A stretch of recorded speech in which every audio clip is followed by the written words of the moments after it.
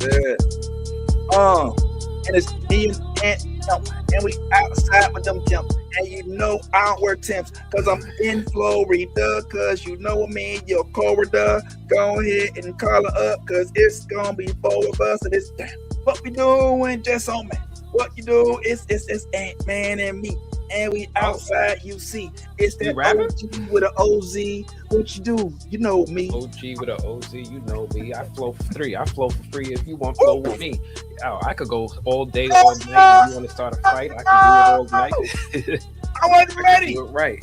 I ain't doing it for spite. I'm just doing it real light. Just because you ready to hear, I'm ready to hit you like I'm throwing a spear. Don't have no fear. I don't have no care. I'm just trying to get you to bend your ear. I just want you to listen while my verses listen. Go in your brain and you be ending up missing. Blow your brain and you might end up on the floor. Blow your brain and you might ask for more. Hey, who added this to the studio? Y'all wasn't ready. Whoa! Boom! Boom! Ain't dropping bars on that ass, boy.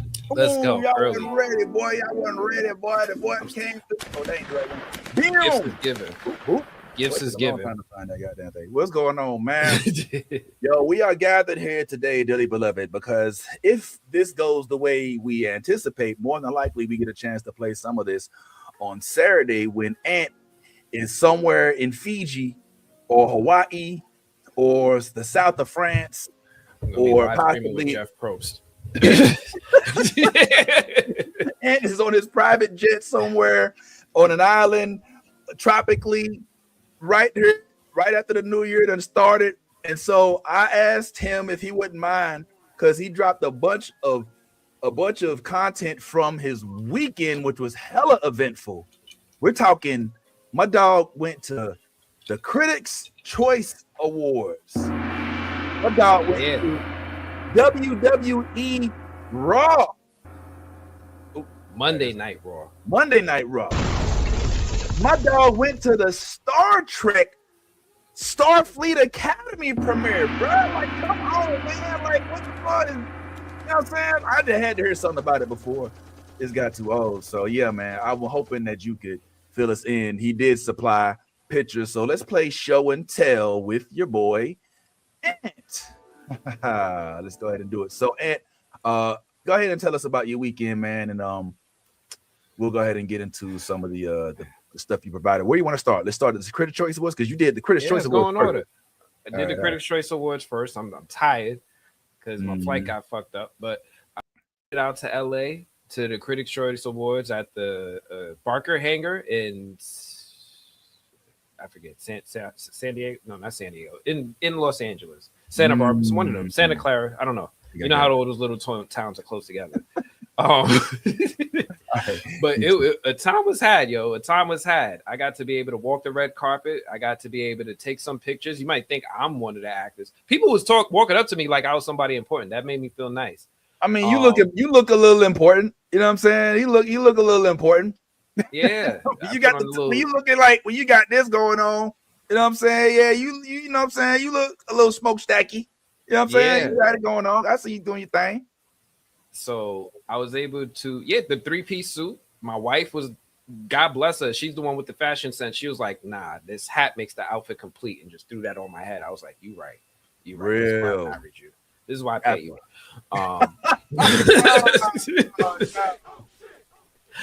But got the outfit together, went out there, hung out with my buddy E-Man from E-Man's Movie Reviews. We got to be able to do our ritual, Roscoe's Chicken and Waffles, which is always a good time. We started off the event really like in awe. So like there's us where they had the step and repeat carpet. They was able to take some photos of us. It's up on Getty Images too. And right after I took this photo, I look in front of me and there's this tall white man in an all white suit. And all I hear is the Jurassic Park music in my head. And it's like finds a way. And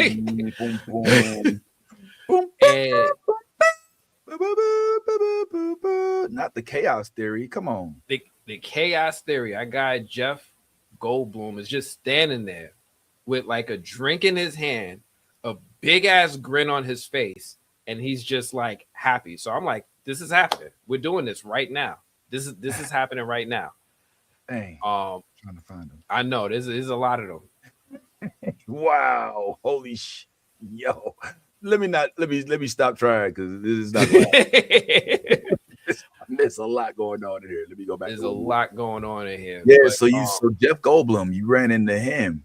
Ran into Jeff Goldblum, got to talk to him a little bit about Jurassic Park and how he meant so much, and he hit a lot of us of our generation, millennials, at that age where we were so impressed by what he and Steven Spielberg and the rest of the crew put together, that even though he's done a lot of great projects since then, amazing projects that continue to amplify his career, that's going to be the one that resonates the strongest with me. It's because it hit me at that age. I was 13, I was impressionable, and I saw fucking dinosaurs.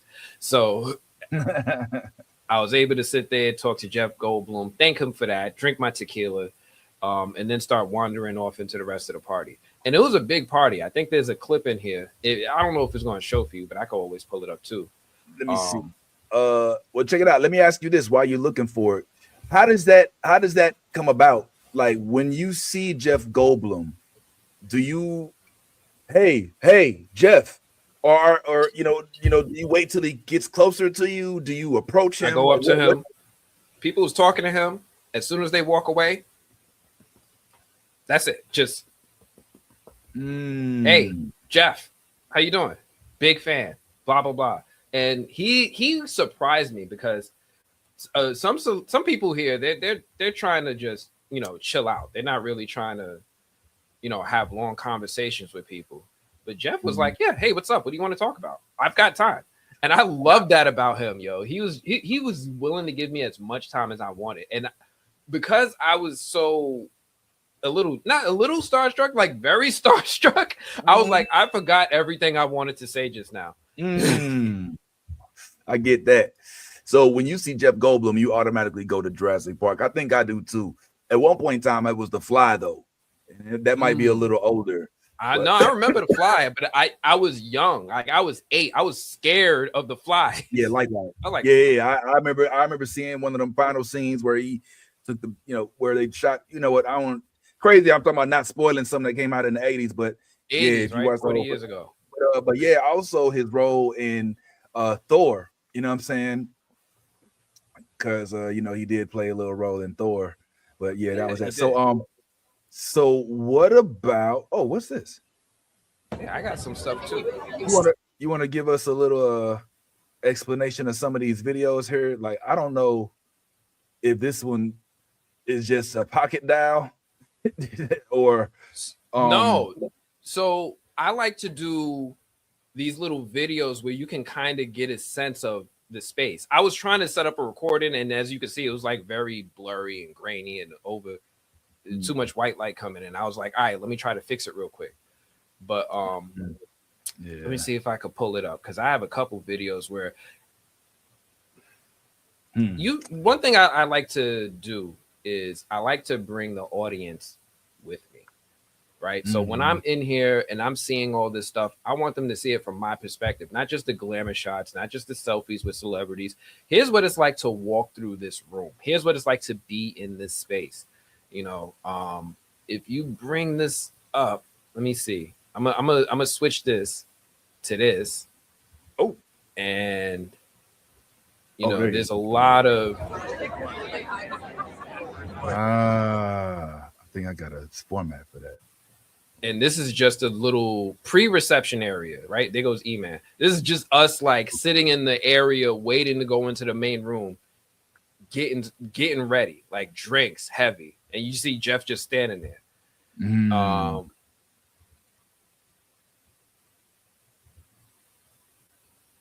Okay. Can you go back to that right quick? Go back to the room again.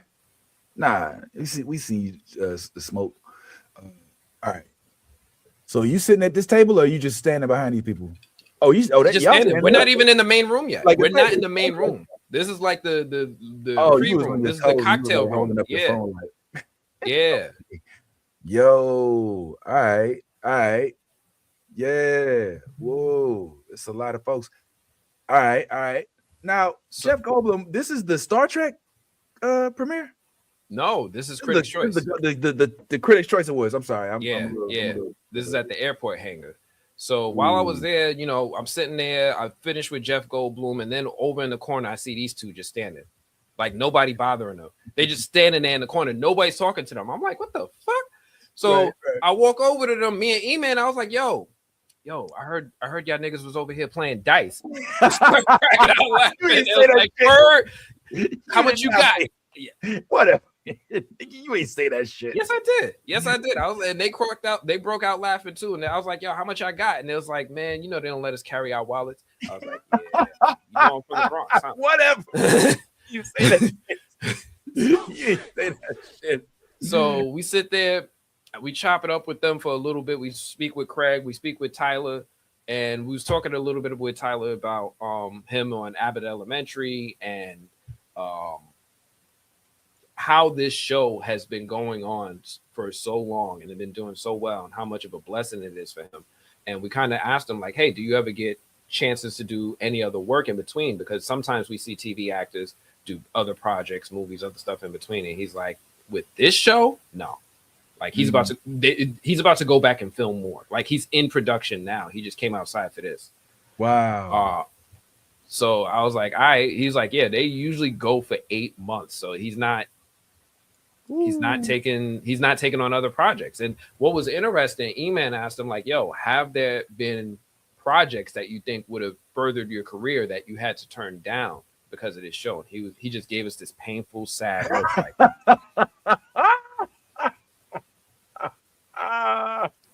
So one day I hope we get the tell all with like the Will Smith, like all the projects I turned down. Yeah. I mean, yeah. I mean, hey, listen, I like Tyler. I think that his legacy is cemented already, as long as he don't hate on Chris. He might battle you. He could rap too.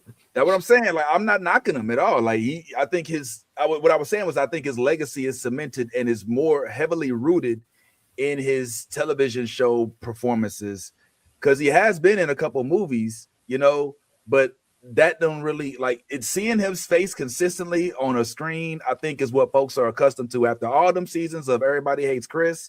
Like, seeing him back in a show, in a comedy show format, I think makes people comfortable. Not that that's what he wants. Yeah, because I think that he wants to be the next George Clooney, right? He want to go from TV to movies. Yeah, that's where the money is. Nah, yeah, no, yeah. I love you, Tyler, man, but I think your instincts are correct, man. The offers and the opportunities that he may be missing out on probably pale in comparison to this juggernaut of a show in Abbott Elementary that he has. I would ride that whale all the way to the shore, and you'll still have opportunities after that. So yeah, man. And plus, like, you can do a play or two here and there. It ain't like he's getting casted as the new Luke Skywalker or Black Panther or nothing. Like, come on, like, give me a break. Oh, but anyway, who's this? This is this dude. His name is Josh Horowitz. You probably see him sometimes interviewing people. He does a podcast called Happy, Sad, Confused.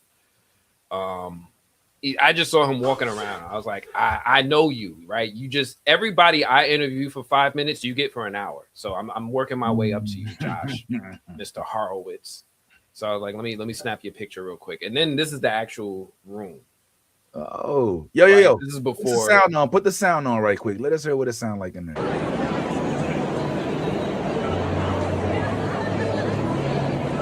So the real talent sits like. Yeah, I'm taking pictures and B-roll. No, don't forgive her. No, don't forgive her. As soon as the doors open, she came inside and hid. She knew what she was doing. Good job. Where's your job?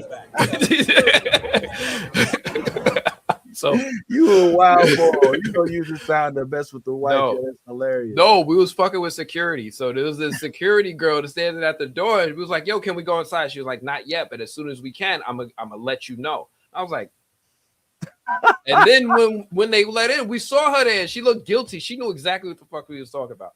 So that's what I was just messing with her. I see. Yeah, that's cool. What kind of music they playing? Is that hip hop? Ain't no music. That's the wind. Oh, I thought I heard a beat. Now we're in an airport hangar. Sure. Right, that might be a jet engine. I don't know. Oh, there's something. So the real talent is like. Yeah, I didn't even know. I'm sorry. At this point, I was like 2 or 3 tequila in. Right? Like I was having a good time. I ain't gonna lie, man. I envy you, man. I can't drink no more, bro. I can't drink. I don't drink normally either. Like I never drink, but this time I made sure my stomach was full. Yeah. Yeah. Because I get that shit, you know what I'm saying? Where like my throat is my stomach is empty. So I start dry heaving and shit. Okay, Babu Cisse. Saw him just sitting there. I was like, yo, you coming back to the New Blurred Order, right? He was like, my publicist is right here. And I was like, say less. Let me talk to her. I'm sure that's what you said. I'm serious.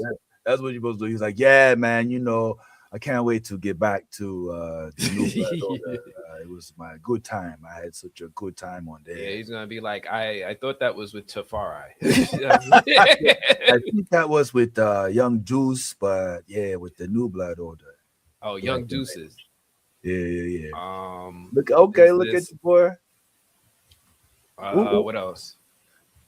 Benicio. All right, what's the first movie come to mind when you think of Benicio del Toro?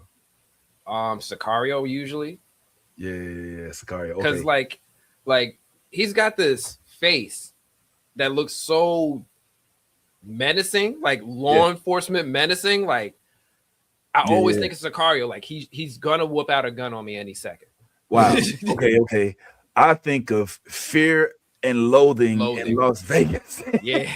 with Johnny Depp, where he was doing the coke in the front seat with the roof off. Yeah. It was like you was sitting there trying to pour coke into his thing with no top on, and then it blew away. He's like, "Did you just see what God did to us?" It's just like, yo, that's one of my favorite movies. Yo, I'm sorry, but yeah, that's what I think of when I see Benicio del Toro. And there's another movie too. I think it was Traffic. Yeah. He's a G, man. He's been in a lot of legendary films. I don't know how to feel about his Star Trek role. I mean, Star Wars role. Excuse me, Star Wars. I thought he was in Star Trek. He was in Star Wars. Yeah, he's in Star Wars. Yeah. Wait, is it Star Wars or Marvel? It's one of those two. Like he plays some. Go ahead. I think he plays like some character in Star Wars.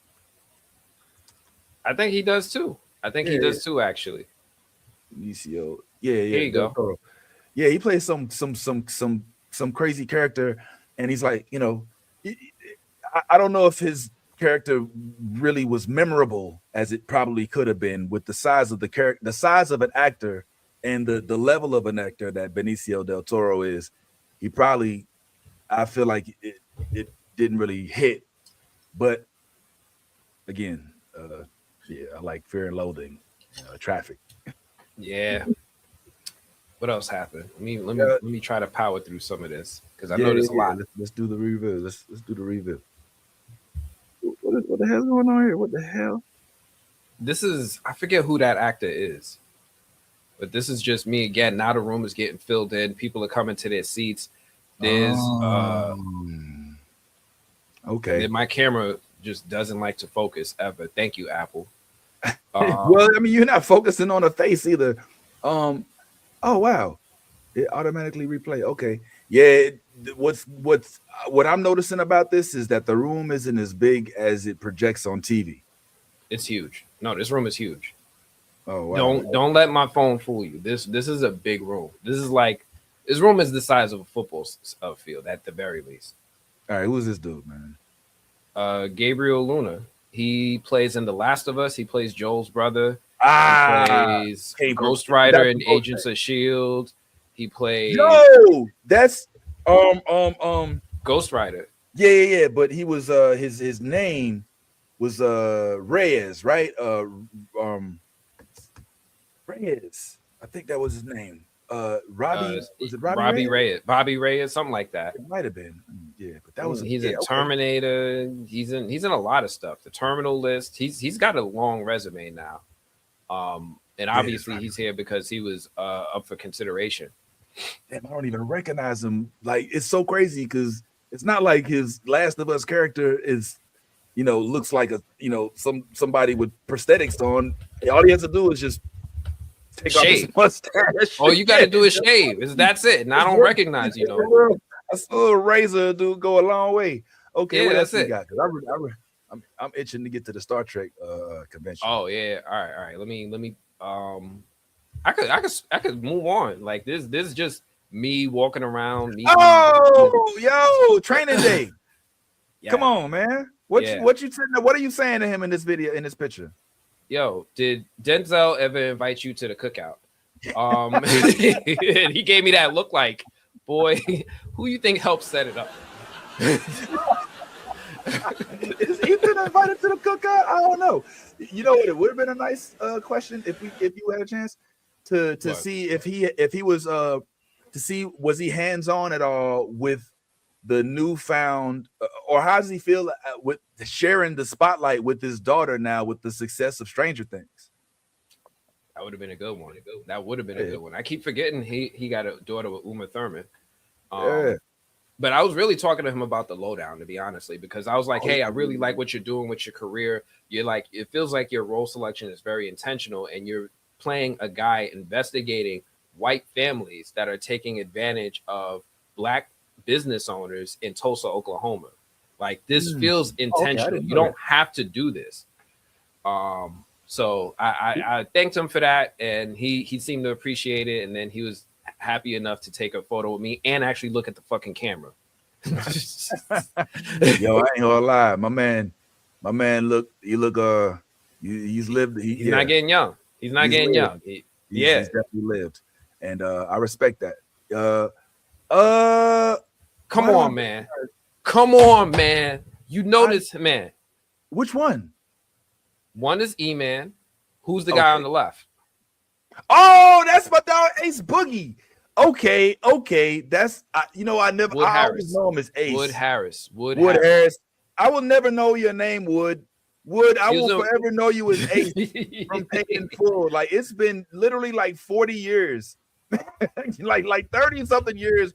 I've been introduced to you as Ace, as old boy from The Wire. Like I would never be able to. Nah, Wood Harris. I gotta Creed's get trainer and Creed. I gotta. He was in one battle after another. Yo, is it just me or does he always talk with his eyes closed, like in the movies? Like, he always be like, I got something to say to you. Yeah. All right. Well, what you want to do is just right here. All right. Come on. Who am I by over here? I think I was just by Charlie Hunnam, who played. I don't know if you ever watched Sons of Anarchy. Sons of Anarchy is like one of my favorite shows of. Like, hey, can I tell you a real quick story about Sons of Anarchy? Yeah, there he is. I was trying to sneak it. Yeah, it looked like you. You need to get the glasses. You know what I'm saying? You need to get the color glasses. My dad got them glasses. One time somebody recommended Sons of Anarchy, and I was like, "Oh, biker gang, not my thing." And so I was like, "You know what? Whatever. Let me go ahead and give it a shot." I tuned in for like 5 minutes, and I just so happened to tune in to a scene where it was a bunch of white dudes kicking some black dudes and shoving them into a trunk. And I was like, yeah, nah, all right. I was like, I tried. I was like, yeah, nah, I'm cool. So they do have issues with black people, right? Like they don't sugarcoat the racism that is real within the gang community, especially in the California biker gangs. However, it is something that they address about, even if they don't like them, they'll do business with them. And I appreciated that authenticity. I don't want them to act like, that's not a real thing. Just as long as you ain't like that in real life. Nah, yeah. As long as you act it. Try to whitewash it. Yeah. And as long as they don't actually believe in that. But yeah, sure. I can hear you. But yeah, I was like, yeah. Cast the Severance real quick. Oh. Look, this is Severance. Yeah, this is the main dude from Severance, Adam Scott, and this is the girl. I forget her name. I'm sorry. Yeah. And did they recognize you? They're like, oh, Anthony. No, they didn't. Some people did recognize me. Some people did, but not them. No. Oh, nice. That's what's up. No, I didn't interview them. I interviewed Trammell and I intervied Zach Cherry. Yeah. We got to talk to Zach again. And Trammell, I think he probably, he gone. He's big time now. Yeah, he gone. Oh, okay. Hold up. Let get a good look at it right here. Ooh, come on. I ain't even know there was a screen right there the whole time. Magnificent. I'm in love with her, but everybody's in love with her. It's a good opener. It's about how I feel, and I want to feel things. So what's interesting about the award show is like they put all the A-list celebrities in the front. So Adam Sandler, Ryan Coogler, Michael B. Jordan, they all up in the front.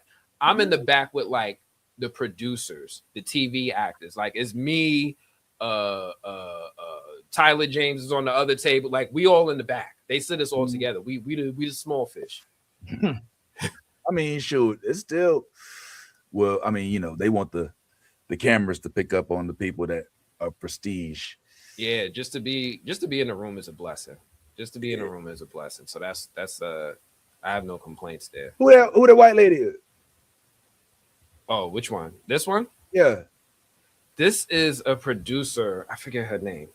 Me and her were just talking about how she wanted me to premiere her movie trailer. She's going to be hosting the Golden Globes after party on Sunday. Going to be? Like it didn't happen already? No, it's on Sunday. Her name is Jessie Imundi. So she's producing some new film that's coming out. I'll talk more about that later. Okay. All right.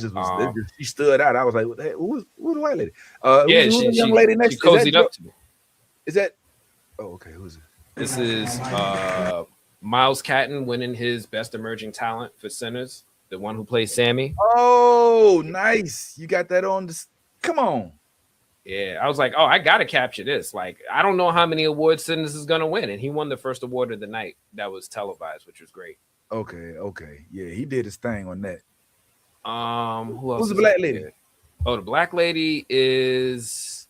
It looks like Joy. She is a publicist from Netflix, so she's the one who's gonna help me. She's the one who's gonna help us with Netflix moving forward.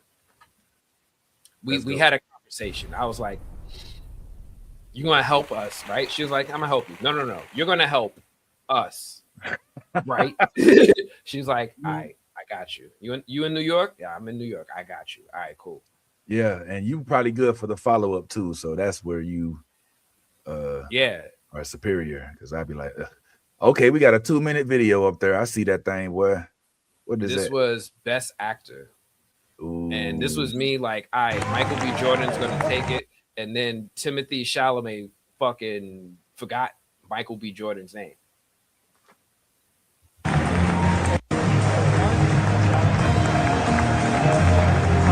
I'm gonna speed through it a little if you don't mind. Yeah, double play. Man, thank you guys. Wow. My fellow nominees, Leo, I'm staring straight at you, man. Joel, Ethan, we used to do table reads at Labyrinth Theater Group in New York. Ethan, Wagner, Michael, Joel, I don't think I'm forgetting anyone, help me. Oh, and Michael, man, unbelievable. Just rewatched Sinners. Hadn't seen the after credit scene. I'm happy I stuck around the second time. I got a lot of people to thank. I don't know if I'll be up here again, so give me a second. Miyako Belizzi, Ronnie Bronstein, Eli Bush, Darius Gunn. Hey, we ain't got to play the whole thing. He's going to thank a few people. This is for the Bob Dylan movie, right? No, this is for Marty Supreme. Oh, he plays a ping pong player. It's a thing. It's a thing. Have you heard his bars? I've heard his bars. He somebody wrote that for him. I could tell, but really, I don't think he wrote that. That's a I shame. think he reached out to Jada and was like, "Yo, I need help." Oh wow, well, he still need help. I hope it's pretty bad. some more critics after the show. We started taking pictures with each other. Okay. This was the bartender. He got his shirt autographed by like everybody. Okay. And this is the end. Oh, look at that. Look, hey, can you go back out to the there's a picture right there, just a little bit above the black ones. 2 above the goodbye one. 2 pictures above the goodbye. Yeah. What is that? Oh, that is that WWE? Okay. Yeah, this is getting into wrestling. Okay. All right. Well, can we skip to the Star Trek? Yeah, we can skip to the Star Trek. Let's go. Yeah, I'm really eager to see that, man. Yeah, please show me some. What's up? What we got? So the Star Trek Starfleet Academy premiere was held at the Museum of Natural History in Central Park, which was an incredible venue choice for this type of film, just because there's so much scientific artifacts in this building that was just perfectly on theme. This was the entrance to it. They lit it up beautifully. This is the walkway into the movie theater. You got to go past these exhibits, which was just gorgeous. I haven't been in this building since I was like, had to be a solid 7-8 years since I took my kids there.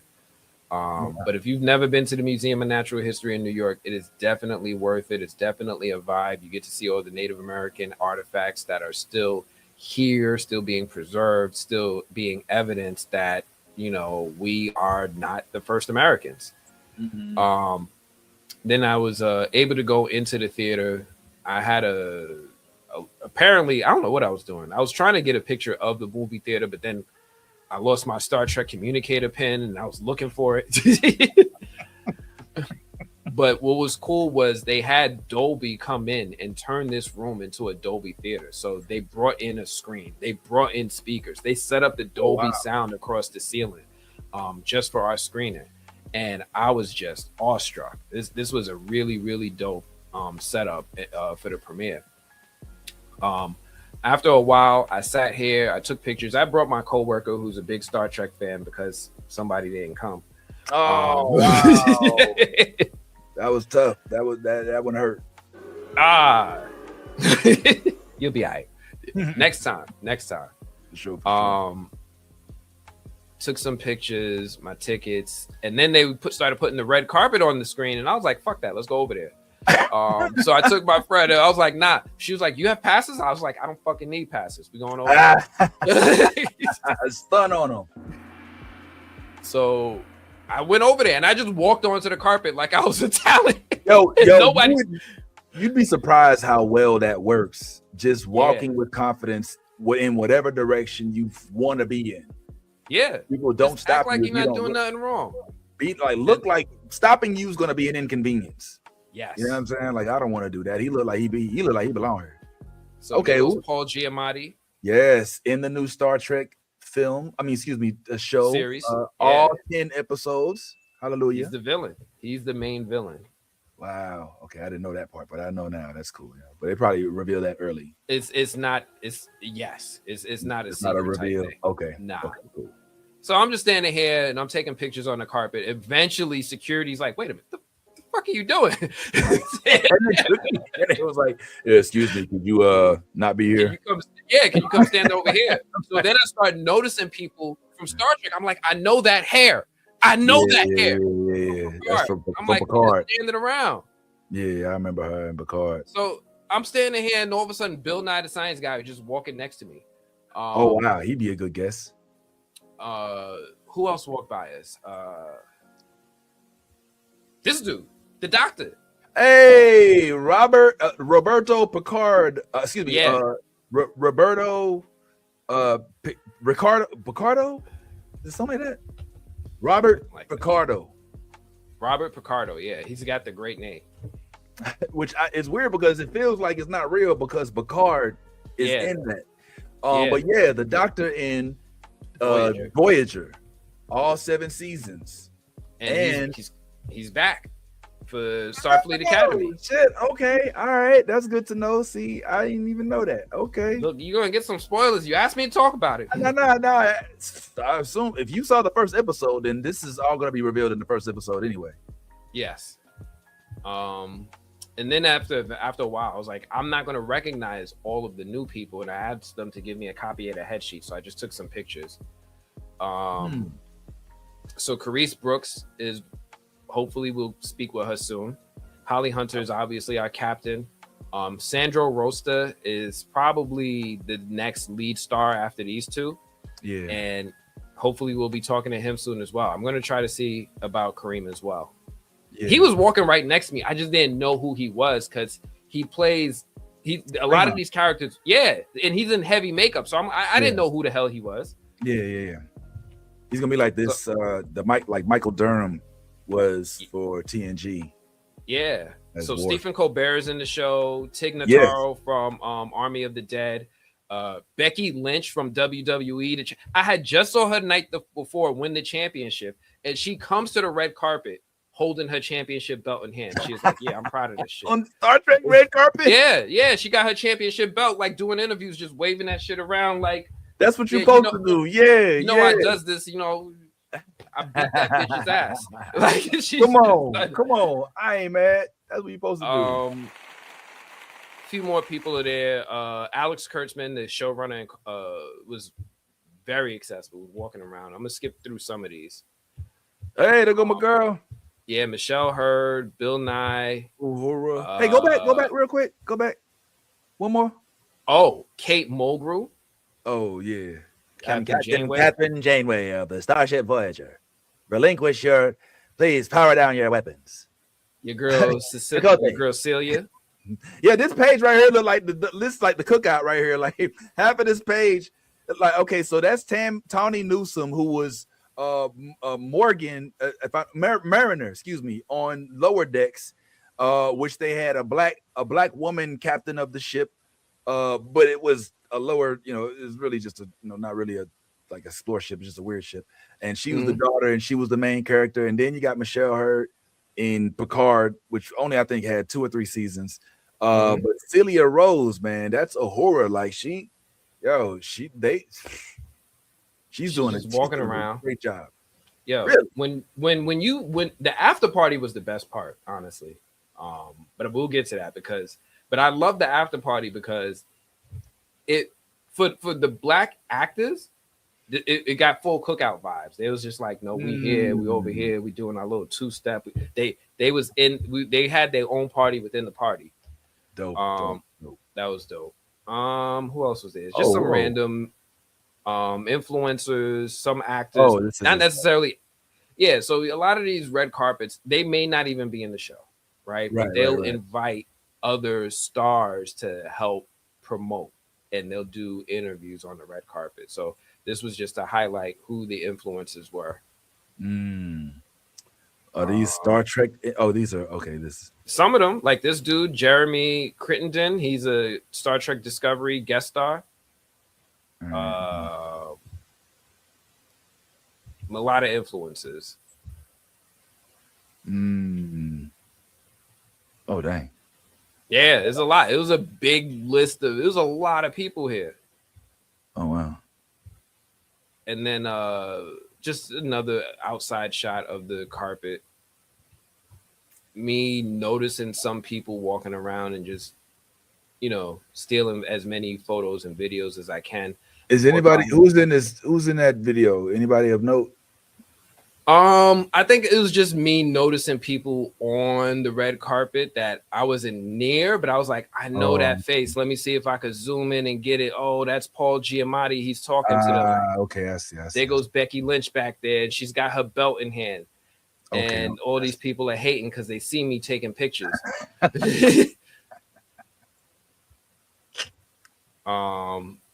Then it started, huge screen. And then we get an introduction from the showrunner. New Star Trek series, set at the iconic Starfleet Academy. We are so privileged to be able to bring a new chapter of the Star Trek canon that respects Gene's singular vision. I'm gonna get a new phone. Forward-looking, hopeful future. I'm gonna get a new phone. This is embarrassing. Thank you. That lady hers in the way. Yeah, it's taking the focus. The phone don't know what to do. Move your head. That's a man. A white-haired man. White-haired. Fans of Trek Okay. Okay. Oh, is that Roddenberry? Eugene? This is Alex Kurtzman, the showrunner, co-showrunner, and I think this is the producer. Okay. One of the executive producers. What part would you like to play more than any? And he said, I want to play a Klingon. And Noga and I turned to each other and we said, is he serious? So they're talking about how Paul Giamatti joined the show. Apparently he was doing red carpet for the Holdovers, and an interviewer asked him, what's your dream project? He was like, I want to do Star Trek. And these guys saw it and they reached out to him and they asked him like, hey, what role would you want to do? And then he takes it from here. What part would you like to play more than any? And he said, I want to play a Klingon. And Noga and I turned to each other and we said, is he serious? So we called his agent, and I'm not kidding. I think maybe 2 hours later we were on a Zoom with Paul, and we said, and by the way, Paul, one of the people who said Star Trek was about me and my father, and we said, well, Paul, there's like 6 roles, individual episodes. Which would you like? He said, no, I want to play the villain in all of them. And really? And he said, yes, that's what I want to do. And working with him and watching Holly and Paul just eat the floor was incredible. It's a true moment as a director when you just gently say something and step back and let the people do their job. And Paul is unbelievable. I can't wait for you to see it. So Paul Giamatti, please stand up.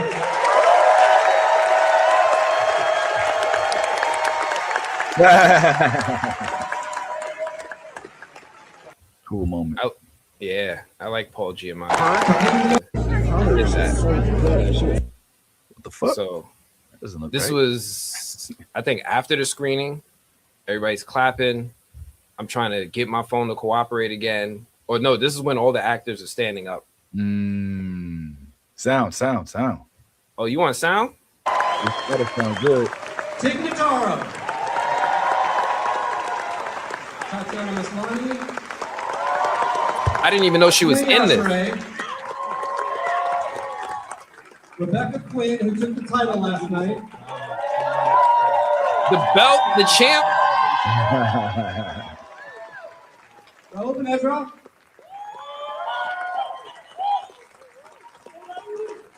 And I can't believe I'm saying, you know him, you love him, Mr. Stephen Colbert.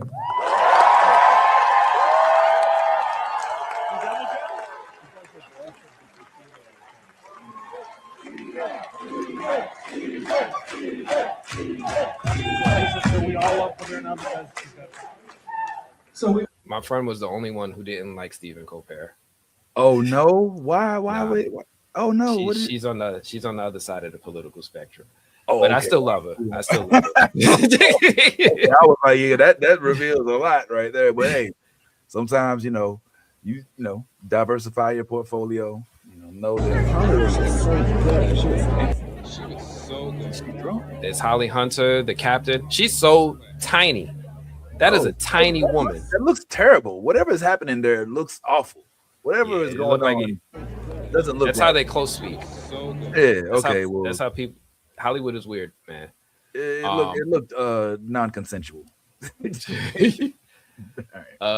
is the actress. This is the actress who plays what's her character's name? Yeah, it's tough when we really got Sam. to know them yet. She plays Sam. Her name is Carice Brooks. Okay. I was just like, you came here with grills? She was like, fuck yeah. I was like, I fucks with you. How Kodak Black of you? Yes. Do that shit. Do that shit. I was like, I ain't mad. I love it. You see the look on my face. I was like, do I still got my wallet? And here's an after party setup. They took us into the planetarium section where the meteorites are, and that's where they set up the DJ and the music and the food and the bartenders. And I was like, don't mind if I do. You're darn right. So what's up with I know you got video.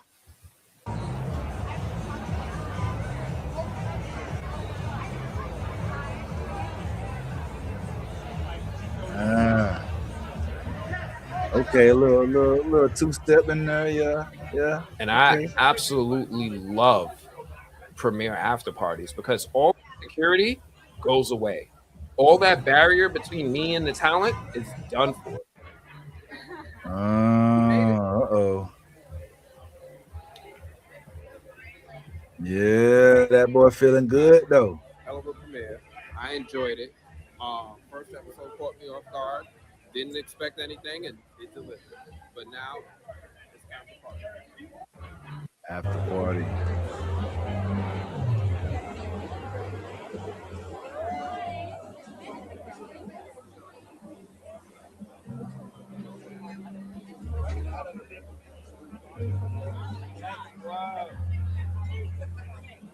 Is that that's the star, ain't it?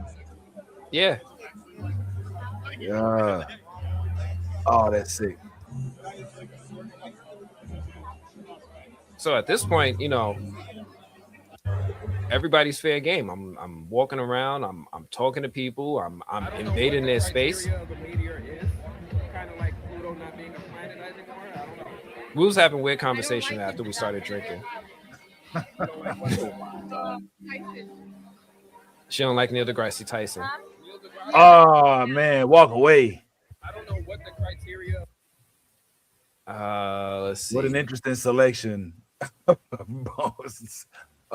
Okay, Janeway. I see you, Kate Mulgrew. Yeah, and she had a conversation with us. Like, I was like, oh, you know, hey, you know, we're big fans. My friend just wants to take a picture with you. Thank you so much. And she was like, all right.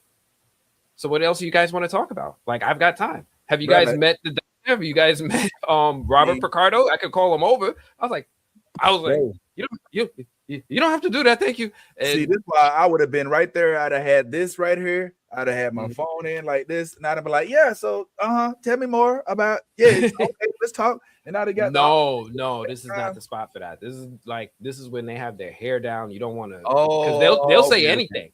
They'll say anything. So no, so I'm gonna tell you right now. She told me her opinion of the episode, and I ain't gonna repeat it. So shit. Well, I want to hear it. I'll tell you offline. I'll tell you offline. Okay, tell me. All right, we'll talk off. Yeah.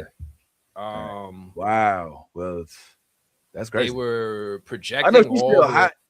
She's still a little salty that they canceled Prodigy because I know she is doing the voice on Prodigy. She's yes. I'll stop there. Yes. Yes. Okay. Yeah, because I know she's salty on that. I saw that they were projecting all the captains' names on the wall. I was like, it's just these little details, right? James Kirk, Jonathan Archer. And if you look around, you'll see all the other names. Haley Isaacs, Captain Wesley Crusher. I see Natasha Yar. Sulu. Who is that? Spock. Torres. Oh yeah. Right, all these names should be a little bit familiar. It is. Yeah, they are. Okay, yeah, zoom in. Oh yeah. Okay. I see. What names I recognize? Geordie LaForge, Nakamura, Erica Hernandez. I know somebody in that name. That's a very common name. Stop. Yeah. Wesley Crusher, Christine Chappell, Beckett Mariner. That's the girl from Leonard McCoy. Admiral Leonard McCoy. Well, that doesn't make any sense. That's the doctor. Okay, I was thinking about Leonard Nimoy. Riley is on Lower Decks too. Vadim Drake. Who is that? Lieutenant Hammer? Okay, all right. It's an interesting array of characters, some of which I may not be familiar with. Fair. There's a lot of Star Trek, man. There's no way I'm gonna remember everyone's name. Yeah. I'm watching Enterprise right now. Oh, Christopher Pike. That's Pike. Chekhov. Admiral Ramsey of Light. I don't know who that is. I'm like, there's gonna be people from the game and shit too. That's Sandro Rosta. He plays Caleb. Afro Latino. What Latino? Afro Latino. I mean, we talking Dominican. We talking. I think he said. Did he say Puerto Rican or did he? I don't remember. He did tell us. I don't remember. What's his name again? Sandro, Sandro. Hey Siri. Rosta, Rosta. Is Sandro Rosa from Puerto Rico?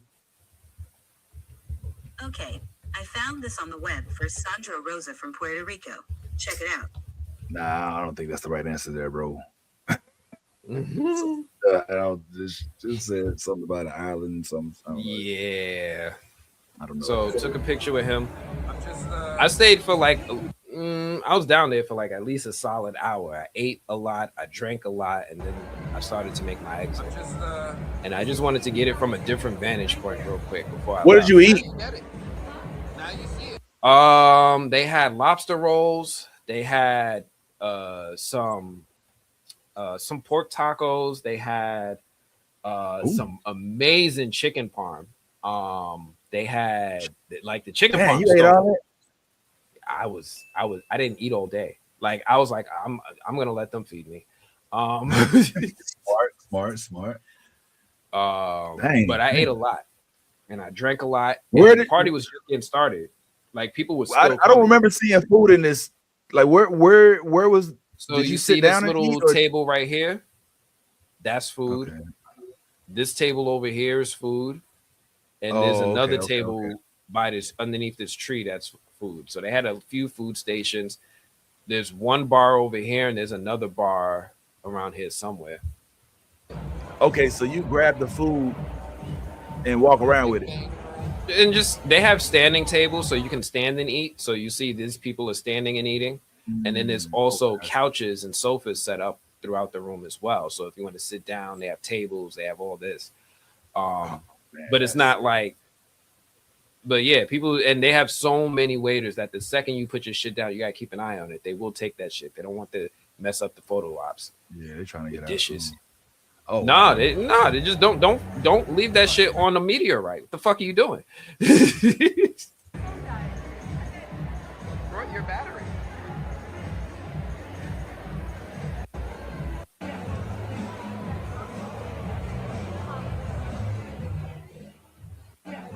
So yeah. All right. And then this is just me ranting about something else. But yeah, that was the whole event. That was the Star Trek Starfleet Academy premiere. It was a lot of fun. It was honestly, it was way more fun than I ever thought it was gonna be. Okay. And even though the party was cool, meeting all these Star Trek people was cool, meeting Bill Nye and Stephen Colbert was cool. The best part was actually the episode. My Star Trek friend is mixed on it, so I'm curious how other Star Trek fans are going to be. I'm one of those Star Trek fans that was out of it for a while, and I'm coming back in after like a 10-year break. So I'm coming at it from a different perspective. I'm not sitting here like, no, these are the rules. You can't do this. These creatures are only male. There are no females. They broke Star Trek. I'm not one of those. So I was able to just take it in, enjoy it for what it was, a nice, youthful approach to real Star Trek problems and how these academy students are growing into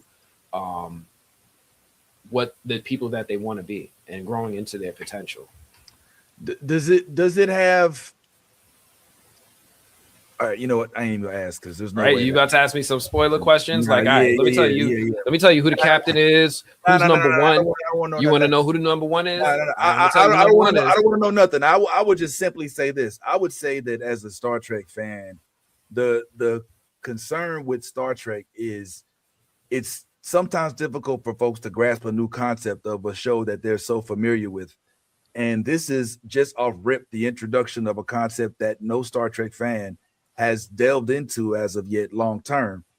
We've been in San Francisco before in almost every series because that's where Starfleet is, but we haven't spent the entire 10 to 26 episodes there. So I think the apprehension is like, how are we going? That's why it's not even called Star Trek. It's called Starfleet Academy, but it's obviously a facet of Star Trek. But it's like, well, how are we going?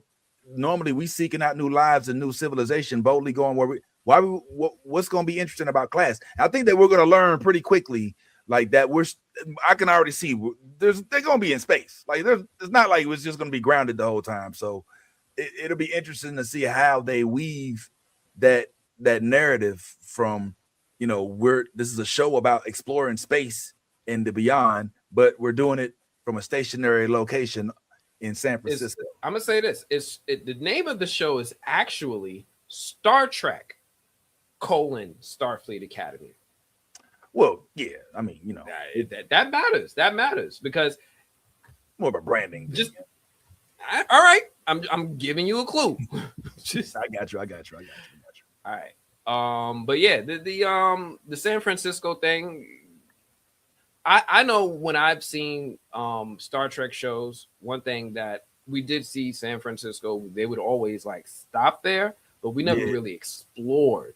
And I don't think I really got the sense of how Earth was that I always wanted to see. I'd always see somebody's room in San Francisco, but we didn't really go outside. We didn't go across the Golden Gate Bridge. We didn't go see, I'm excited to see where this show takes us in that regard. If they really explore and show us how Earth has evolved, is it is everybody got vibranium? Is Wakandans giving out everything? Is it what is it like now? So I'm excited to see what direction to go with that. I'm trying to figure out if this is what you attended. I don't think so, but you tell me. This event. Oh, yours is still on here. That was 2 days ago. Red carpet alert. Yeah. This is what you went to. Yeah. Oh, that's dope. It says host was Cecilia. Was she the host? I wasn't on the carpet like that. They kept me away, but she was there. Yeah, I saw her, but I didn't get to like talk to her. But this is the YouTube live stream that Star Trek was doing themselves, and they had Celia as a guest hosting it. All right. So what they like to do is they like to set themselves up as press and set themselves up on the red carpet and then interview people. Okay. Well, I guess we'll have to see how it ends up. It looks like they are trying to cover the diversity aspect of it, right? I know that when I'm watching it, it's like, I don't know if I want to go there yet, but what's the problem? Well, no problem. It's just like I'm watching Enterprise right now, and there's a black woman shortage. Well, because I want it to be completely up to par with the lore and with the canon. And I gotta tell you, the show is not bad. The first season and a half sucked. And it's the only thing that makes it hard is I feel like they really limited us on characters. But with regard to concept, I feel like it might be overlooked because they go into that. Well, Yeah, I don't think people even know what you're doing. So in case anybody's watching this and you guys aren't aware, Vince has taken it upon himself to go on a pilgrimage into the world of Gene Roddenberry. In chronological order. This man has been watching Star Trek since George Kirk. Yeah. I've been on a trek. I'm trying to become a Trek expert. I'm looking to get a degree in Trek engineering. It's really just been. It started with I ran into a show hole for a small period of time. I can't remember when it was, but I didn't have nothing to watch, and I was like, I never did finish Lower Decks, the last season of it, the animated series, the funny one, which is actually legitimately funny. And I don't even, if you're a Star Trek fan, like you can't watch it and not laugh. And it's got a black captain and black and her daughter as well, and that's what the story is based on. And there are so many references in that show. I was like, yo, some of these references I get, but some of them are a little foreign to me. I was like, I wonder where I missed it. So that led me to be like, I want to go back and rewatch DS9 because I don't think I ever fully watched it. And I was like, oh my god, like this show is so great. You know what I'm saying? So then right after that, I went into Voyager, and I had never watched Voyager, and I was like, I mean, this is all right. And then toward the latter half of it, I was like, yo, okay, they did it good. They went out with a bang. And so I was like, all right, let me just, you know what I'm saying? Let me see what Enterprise was talking about. And I started watching it, and yeah, it disappointed me the first few. And like I said, the character selection and the characters they focus on is lackluster and very bland. But from a concept standpoint, there are some things I feel like in Enterprise that if you miss it, you will like. Okay, so in almost all of the Star Treks we've watched, there's like there's an episode where they accidentally time travel, right? Like, oh, we're 200 years in the future. Well, in Enterprise, like they deal with their, even though this is like from the past, it's like the very first Enterprise that was launched. Like it's a lot of time travel, you know. Like there's a temporal Cold War. I can tell you that much going on, and they have these beings, that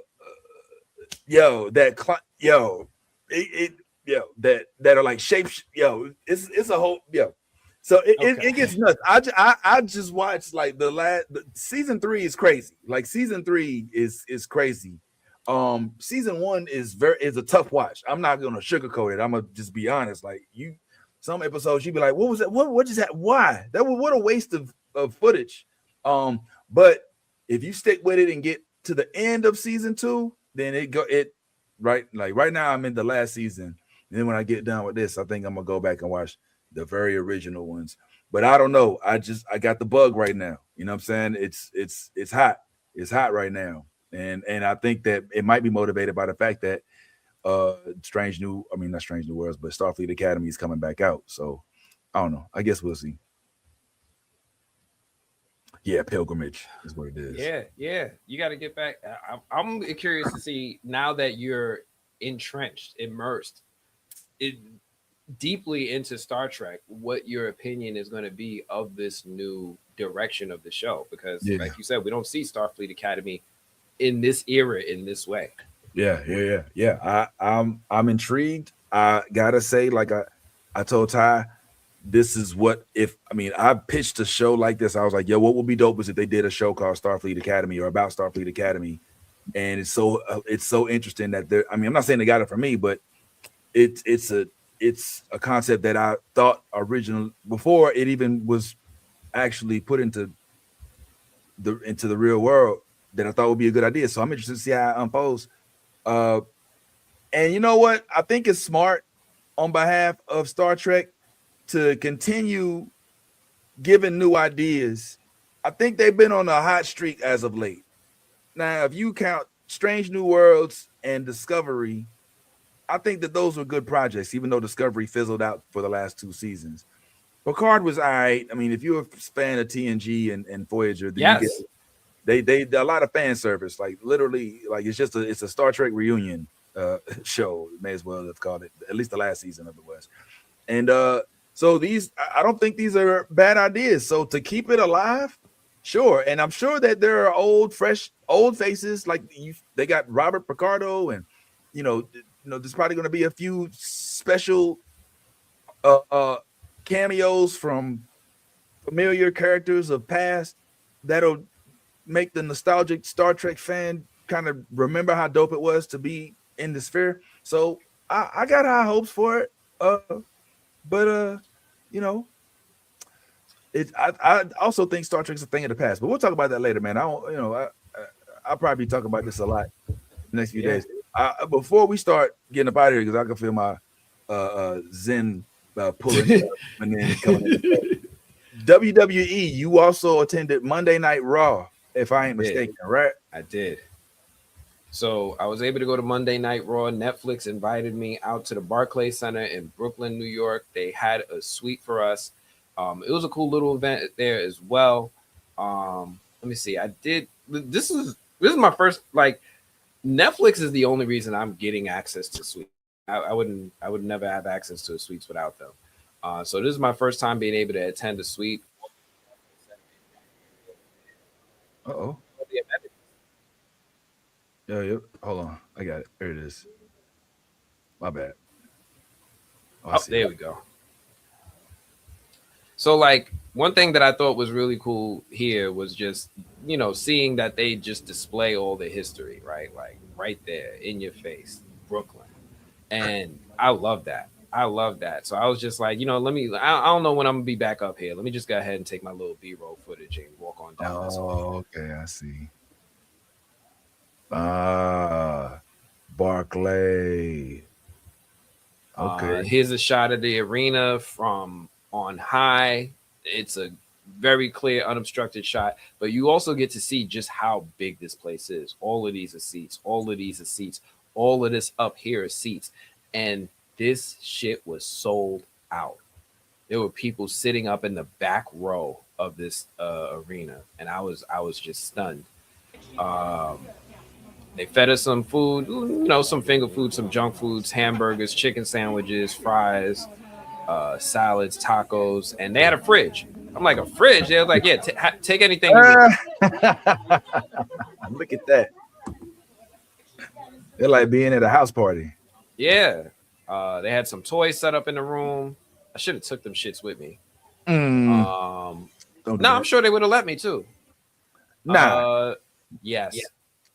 Yeah, they would have. My seat, the place filling up, some wrestlers coming out.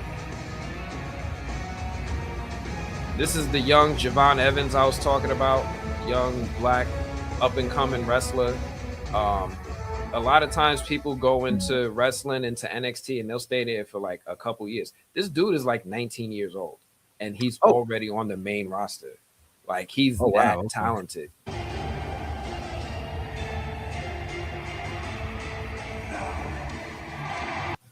But I ain't gonna bore you with everybody's entrance and all that other good stuff. Whoa. I saw that there was like some sort of incident going on. I was like, who the fuck is down there? Let me record this. It looked like this. Is this like the Charles Oakley thing at the Madison Square Garden? Somebody about to get kicked out? Wow. What's going on? Did something end up happening? This is a tag team match between Rhea Ripley, Io Sky against the Kabuki Warriors. And these women just took the tag team titles. Rhea Ripley is the fan favorite. Oh boy.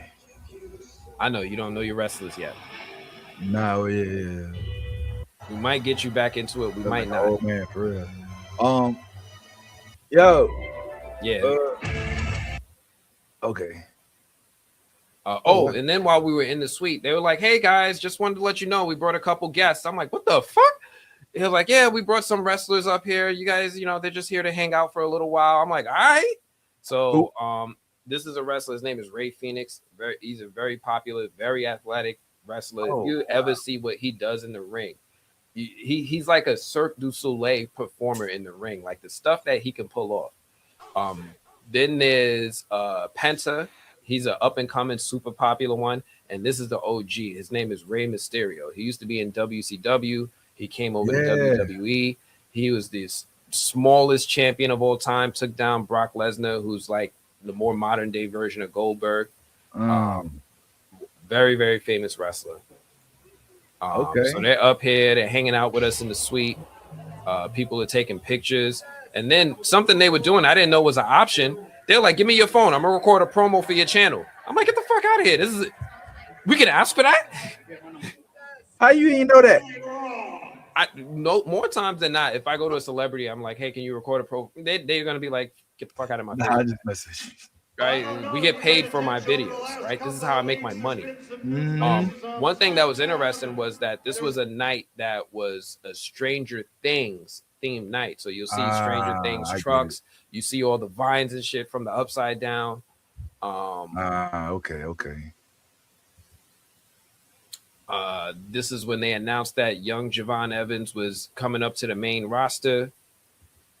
That was his very last night on the lower levels. He is up to the main roster. He signed his contract. He is a WWE Monday Night Raw superstar now. And then a little bit after that, we see some other famous wrestlers. They're called the Usos. Ask anybody about yeeting. They will yeet with you. Yeet. Nah, this is yeet.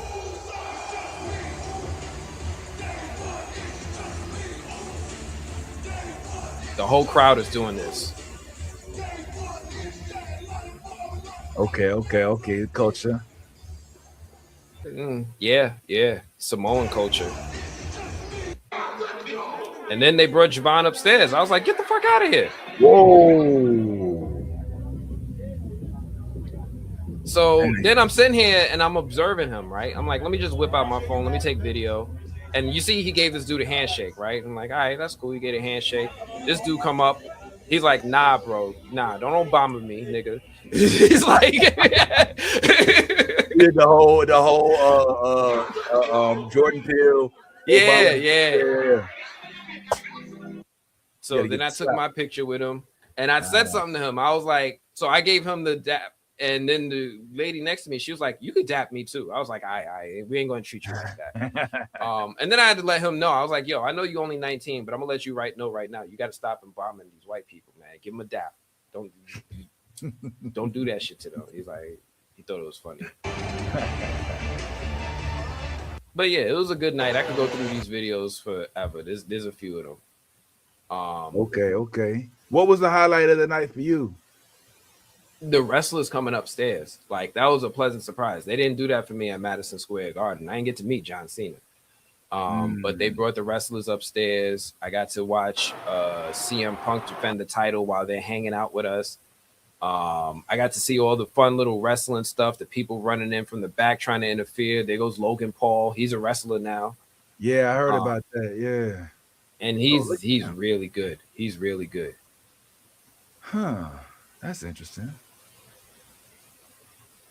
But it's fun, man. It's fun. I enjoy seeing what they do. I enjoy seeing the highlights. Enjoy seeing them set up their groups and try to steal matches and all the cheating that occurs. And the kids still think it's real. I mean, an element of it is real. I would never take that part away. I mean, even if they're not playing at 100% when they slap somebody or punch them and they kick the ground at the same time. Yeah, but when they take this dude and throw him through a table, that hurt. That shit. I mean, look, if you just jumping off of that and landed on, even if it is a soft landing, it's still, and then putting legs on necks and yeah, man, there's some pain in there. And just the acrobatics of it in general too, like to be able to coordinate some of them moves, you'll break a lot of bones in there trying to, suplex this man and picked up that. This man fucked up.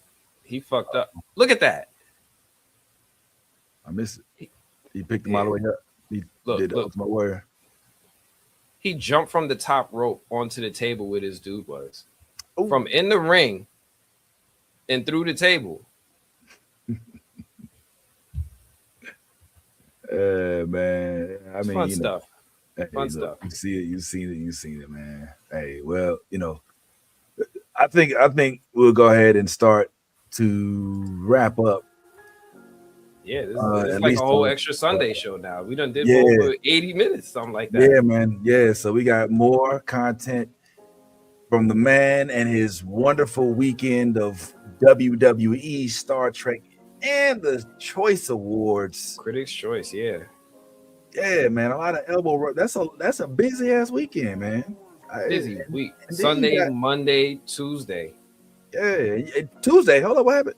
Oh, Sunday, Monday, Tuesday. Okay, I thought you had just something Saturday. No, Sunday was Critics' Choice. Monday was Raw. Tuesday was the premiere. What's next? Sleep. Sleep. Got you on that, man. I'm gonna see if Kira's gonna go to this screening for me on Monday for Night Patrol with CM Punk, Jermaine Fowler, and Justin Long. I have an interview with Justin Long. I'll share it with you. I have an interview with Nicole Michaud, who's also in the movie. And I have a couple more interviews I got to work on. We're not running short on interviews. All right, and we are. It sounds like we're getting closer to talking with my man Lil Jon from Robin Hood. Yes. Don't have a date confirmed yet, but that's happening, as well as Ex Mayo, who we got a chance to speak with not too long ago, and more and more and more. It's gonna be a good year. I'm gonna go ahead and wish everybody a great rest of the day, because I am hungry. I'm so hungry right now. So yeah, man. We're gonna holler at y'all later, man. Thanks for sharing, Ant, man. All right, You're welcome, everybody. Be yourself if you ain't self being fake, and if you a freak or you a geek, go ahead and let that geek play fly. The new Blurred Order is one of my favorite places to visit. I hope you'll join us next time.